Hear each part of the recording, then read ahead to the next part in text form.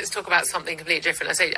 Let's talk about the Tavistock Clinic. You know, I talk an awful lot about trans issues, where they impose themselves on other people, very much an issue, but also when trans ideology is a risk to children. I always speak out as well. Well, we saw that report from Hilary Cass earlier in the year, which led to the decision that the transgender clinic of the Tavistock, the largest NHS clinic, would actually close down early next year, after a review found, frankly, it is not safe for children. A new whistle-blowing documentary is going to be released on Saturday. It's called No Turning Back, and it involves interviews with a large number of people, very senior, even the board, and working day-to-day at the Tavistock Clinic in North London, talking about what was really going on. We did see an awful lot what came in after seeing the interim Cass review, which warned that medics had felt under pressure to basically give hormone replacement treatment and gender treatment to children who were frankly often mentally disturbed, concerned, perhaps often gay, and actually afraid to admit they were gay. And some very, very, very disturbing evidence has emerged. But this new documentary promises to really open the books on what was really going on. Well, one of those who contributed is psychotherapist Stella O'Malley, who joins us now. She's also director of Gen Spect and joins us. Good morning to you, Stella. Hi there. Hello. I've only been able to watch the trailer for this film so far. It's going to be released on Iconic, that's ICKONIC, iconic.com on Saturday. But the clip I've seen, it's really very, very disturbing and spine-chilling. Tell us what we are going to see in this film. Yeah, it's really well worth watching. It's a series of interviews with people like Richie, who's a detransitioner, and Amber, who's a detransitioner. And then it's kind of alongside a lot of interviews with people who worked in the Tavistock. And then people like myself and Dr. Heather Brunskill-Evans, who were silenced for speaking up about the issues at the Tavistock. And the way the film is kind of arranged, you will see that this is an extraordinary medical scandal, and that there has been such a silencing of dissenting voices that it's actually quite chilling when you watch it. You know, I watched it before and then I watched it again last night, and I was like, oh my God, what's happened is reflecting so badly that in the 21st century, a series of, frankly, experiments has been carried out on children in the Tavistock for many years, and everybody who spoke up were dismissed and silenced and slurred. Yeah, absolutely. And that is what's happened again and again. We've got a little bit of a clip of the trailer. Let's play that clip so we have an idea of what we hear in that documentary. There was so many psychologists saying something isn't appropriate about the treatment we're giving these children. And they said things like, I transed hundreds of kids and I don't think any of them should have been trans. We don't allow children to drink, we don't allow them to use sunbeds, and yet we're giving, 19 years old the same drugs that are used to chemically castrate sex offenders. Children were being diagnosed as being trans very quickly without any proper investigation. I decided to write a report. When they saw it, they tried to stop me. I got enrolled in therapy at the gender clinic. 100 sessions later, I came out medicalised for life, deeply damaged by surgery, and when I've looked back through my notes, all I've got is anger and rage. This is the issue of our time. It impacts upon each and every one of us. The medicine is involved in it, the law has become involved in it, the education system. Big Pharma is hugely implicated in this.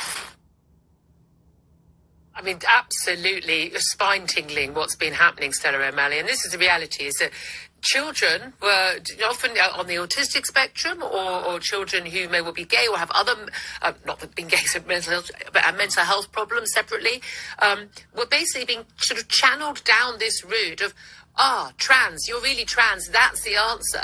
And then given drugs, experimental drugs, as you just said, without any proper studies on them, which change their bodies for life, makes them infertile, and it is mind-blowing this is happening. You're quite right, it's a medical scandal. Yeah, it is a medical scandal, and the more that we kind of approach the subjects of the detransitioners and we listen to their stories, and those stories are very eloquently told in this film, you'll realise, well, hang on, we need to make sure that we don't do any harm. That's what the idea of being trained as a clinician is. That's why first, do no harm. Yeah. So we put in all these years training. We kind of sign up to all these kind of, policies and ethical standards of care that we're going to abide by. And so how are all these thousands, and that's what they are, thousands of detransitioners coming out saying, I didn't receive any mental health support, not anything realistic, not anything, basically fast tracking and a presumption that medical transition is the only way to address gender-related distress, when there's many ways to address. Well, indeed, and also this idea that you aren't allowed, and we've still got this from the sort of trans ideology sort of activists, this idea that if someone says, I think I may be trans, you're not even allowed to question that, because somehow that is trying to sort of, influence them in a bad way, as opposed to questioning them and saying, look, maybe that's not the issue, maybe here are some other issues. And then parents, if they are lucky enough to be informed, are being told, look, do you want your daughter to become a son, or do you want a dead daughter? Because odds are they're going to kill themselves. Well, I mean, we're talking about emotional blackmail and experiments on children. And this was happening under the NHS. Yeah. And it was actually happening on a grand scale. And not only that, there was no evidence to support it. This affirmative approach, which you've just described, where you nod along and presume that medical transition is not only a good answer, it's the only answer. Children who have a lot of different challenges, a lot of different things going on. It's completely inappropriate. And not only that, it pushes them along, because it almost feels like a challenge. Richie, who's one of the detransitioners in the film, he was asked many times if he wanted genital surgery, and then in the end he yielded and said he did. If you keep on being asked, and if the presumption is that we're going to close this kind of support that we're giving you because you don't want genital surgery, so what's the point in you coming here?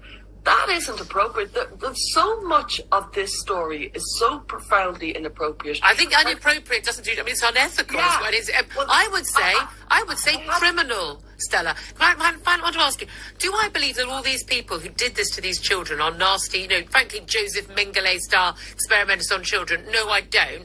And yet, what they did, I think, was so horrific.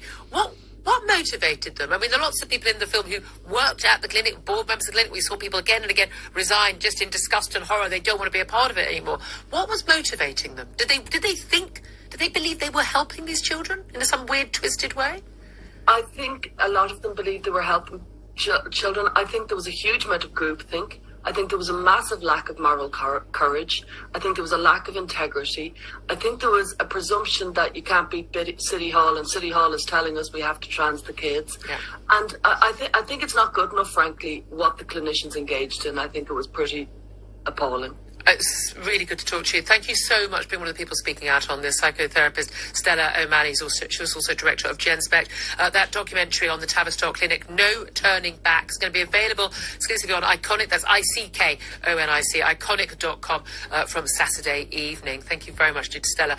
Listening to all that, Andrea Walker, it is mind-blowing what's going on. We've been talking about it on this show, and I know you've talked about it on your show on the station a number of times, quite a long time, in Whistleblowers, and it's amazing that it carried on. Everyone knew it was going on, and no one stopped it. Well, the fundamental problem is this, and this is what people misunderstand. I had a friend who transitioned from being a man to being a woman because he wished to become a woman. Yep. Well, he didn't become a woman, he became a trans woman. Well, okay. Well, sorry, fine. Can't become a woman unless you're born one. I get that. But here is the fundamental point. If you suffer from the mental illness of gender dysmorphia, then amputating your private parts will not resolve that mental health problem. So you want to transition to anything you want, but the fundamental premise of this doesn't work. No, indeed, and again, it's giving these extreme drugs to even children as young as 14 years old, stopping them, but their bodies developing, and it's it's forever.